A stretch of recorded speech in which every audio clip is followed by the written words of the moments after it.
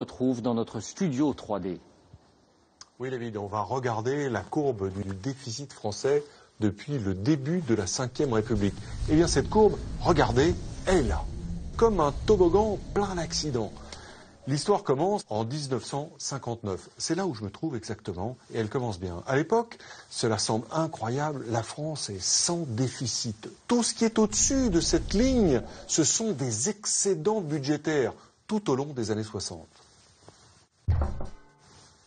Ça n'est qu'en 1975 que les choses se gâtent vraiment, avec le choc pétrolier et la première récession de l'après-guerre. Cette année-là, le déficit plonge pour atteindre presque 3% du PIB. Il faut se serrer la ceinture, c'est ce que répète le Premier ministre d'alors, Raymond Barre. En 1980, il parvient à boucher le trou.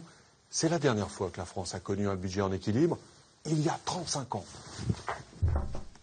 Car dans les années qui suivent, nous allons nous installer dans le déficit au point qu'on développe même les marchés financiers pour permettre à l'État de s'endetter plus facilement.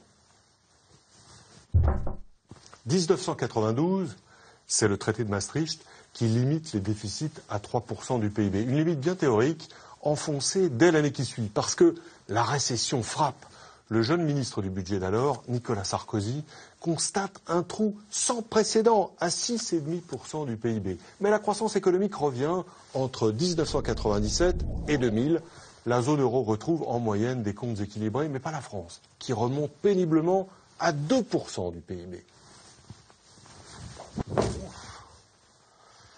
En 2009, le record établi par Nicolas Sarkozy sera battu par Nicolas Sarkozy lui-même à l'Élysée au moment de la grande crise. La France enregistre alors un déficit de 142 milliards d'euros.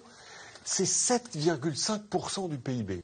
Alors aujourd'hui, l'objectif n'est même plus de retrouver l'équilibre, mais d'arriver tout simplement à un déficit acceptable à 3% de la richesse nationale. L'actuel gouvernement l'avait promis pour 2013, mais il n'y est pas parvenu, malgré la hausse d'impôts la plus forte depuis la guerre. Le retour à 3% est donc une nouvelle fois décalé à 2015, en principe. Voilà pour cette démonstration.